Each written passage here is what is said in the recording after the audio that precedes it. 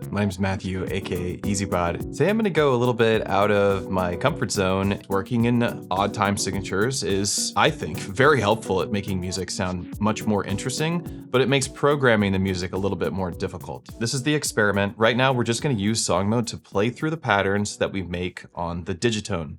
You write out your pattern, and then you copy your pattern. Once you're finished a fleshed out pattern, you go to the next pattern, and you paste that pattern, and you start iterating from that pattern. And that's the typical workflow in Elektron. But the idea is that we don't want the patterns to be designed in a way that they're meant to repeat. So what I've done is I've already set up all of my tracks, track scale to be a pattern length of 56 steps, 7/8. I've also set my reset to be infinity. When you set this value to infinity, your track scale is just gonna always count to the number you have set to your track length, and then it will reset at the end of that. So we can have all our tracks be wildly independent when we have the reset set at infinity. We have our change set to the maximum length that we want our patterns to be. We could double this if we want. It would still work the same. We just need to use multiples of 7. We're gonna also have some hand holding coming from our scale modes. So if I hold function and press the keyboard, we go into our keyboard scale setup. Record stop, we can go into step record standard, then we can hold down the keyboard button and then press a note and it will log that note into our step. Another way of doing it is to just go into your scale mode and hold record and hit play and live record notes in. The last in the way that we're gonna be doing it mostly here is that I'm gonna be placing notes in, and when you have a scale mode selected, like we do here, G Aeolian scale, you can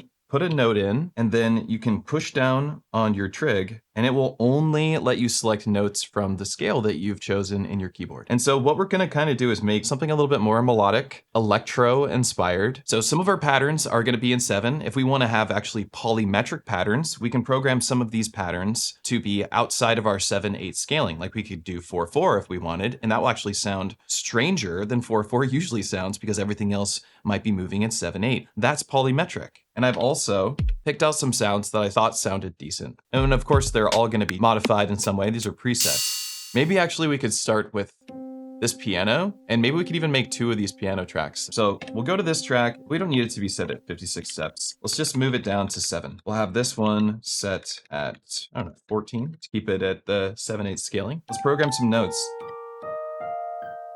We could, as I mentioned before, use our step record standard. This is kind of a cool way to get some stuff going because you just choose the note you want, then you hit the keyboard and you go, I want that one. I want that one. I want that one. You can go down in octaves here, and this is where we're at so far.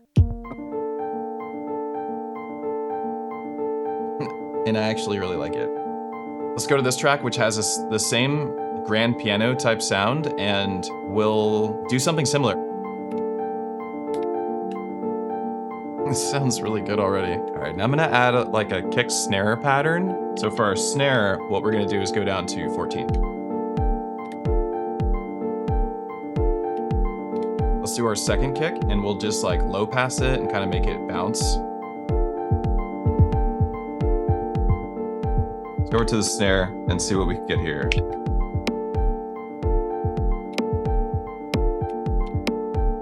And I believe I have a hat on here. Maybe move these around the stereo field a little bit with these hats on the left. See if we can do like an open hat type sound. It's actually working out pretty well.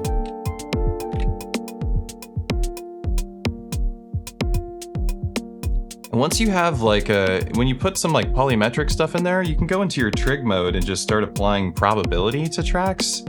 And you'll get some really, really wonky stuff there, especially with odd time signature patterns, because it's already a dance in your head to try and keep up with what's going on in general, but you add that probability in there and then you really are just being thrown for a loop in such a fun way musically. Okay, I'm gonna edit my reverb and delay. So right now I'm making the reverb and delay much bigger, much wider in the stereo field. Here's my reverb. Also adjusting the filter tank on the reverb. I should also do that for my delay as well. These are supposed to act as ghost notes. My snares would be my accents, basically, my accented notes. Okay, now we are gonna use the full 56 steps to design a more static sounding bass note to go along with this that I think would kind of like pull all these patterns together. You know what also I think could be good is maybe if we put this piano a little bit on the left and this piano a little on the right. I might add a couple notes to this step through the note edit. Let's add some dynamics to these hi-hats too, because they're just a little plain, and maybe give them some space. So I'd rather play with like longer notes in segments of 7, perhaps. Let's see. Nice, that is better. We'll set it up so that we duck these notes or something.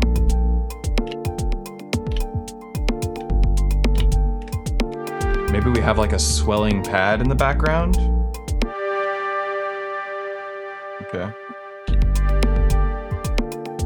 Oh, that is nice. Have it open the filter a little faster. We'll have it give some delay so that we can have the notes carry on. Nice.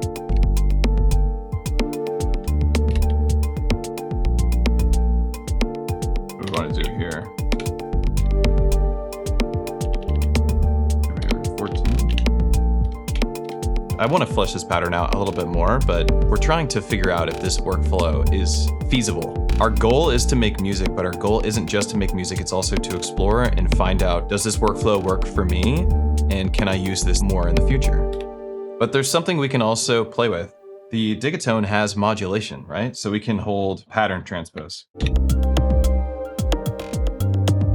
So we can play with that already, and that was pretty cool. So let's see what happens if we do this. So if I take this pattern, we go to the next pattern, copy that pattern. So now it's the same pattern, but on this pattern, we use pattern transpose, 5 semitones. I think it sounds really musical. This actually works pretty well. Pattern transpose config. Here's what we do. So we don't want any of our drums to get transposed. Let's see how that sounds now. Yes. So now all the drums are the same. This is the idea. So if we wanted, at this point, we could go and take this pattern, go to pattern 1, paste that pattern, but we could like remove these drums and just have them be a drum fill at the end. Here we go. We're gonna make a little intro. Something like that. Say you want to have a drum fill that like is just a, it's a straight fill. What you want to do in this situation, the volume fade uses the velocity as its value for bringing up the volume. And I bring my velocity all the way down. And we go into our trig mode, we turn retrig on, and we bring velocity fade up to its max value. And I set this to the length I want it to be. We'll have it go for 7 steps, which will give us 1 step of silence at the end. Aha! That's pretty cool. Okay, maybe we'll go doo-doo-doo, something like that. Back to song mode, and let's add a new row. And this row will be pattern 1, and it will play for 4 bars. Intro to our song so far. Here we go. Bum, bum, bum. I love that. Yes, that totally worked. Oh, we should have a crash when it comes in. Indeed, we should. Make it a little quieter. Dynamics and give it some delay or something like. It might sound nice with a little attack on it.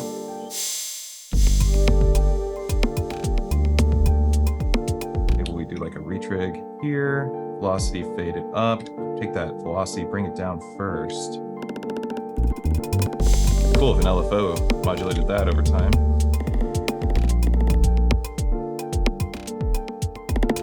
That works.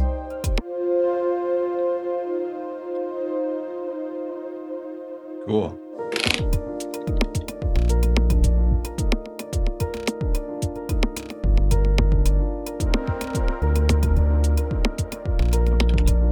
Going back here, copy this pattern, pattern 3, pasting. But we don't need that symbol anymore. Get rid of that. Okay. Oh yeah, let's throw that in.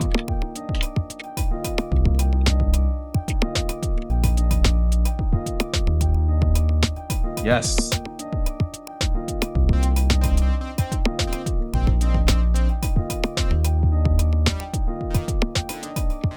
And we want it to go up to here. Ornamento.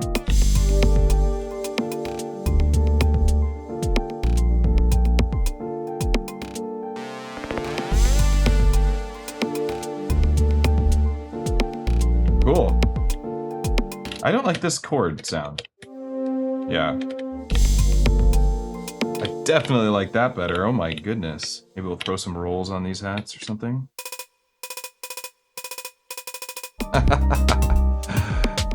Yes, turned out pretty sick. Pretty good workflow. All right, I want to hear this song. We have an intro pattern, which is just this luscious piano sound.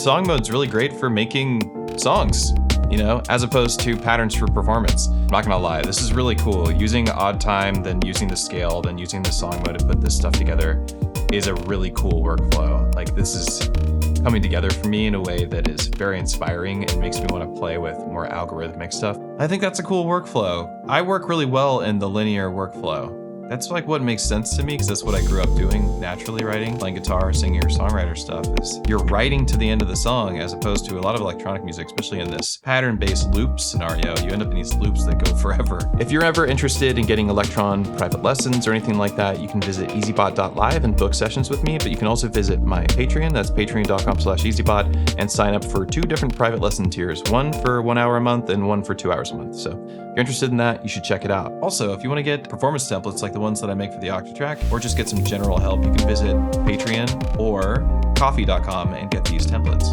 Lastly, stands. Get the stands from modbang.com. We make these ourselves. Everything is designed by me and Jordo, including the screws that go in them, and they're modular and they fit together. And we have all different types of these for Elektron boxes, among other synthesizers. That's the end of the commercial. I have to do it because diapers, right? Diapers are expensive.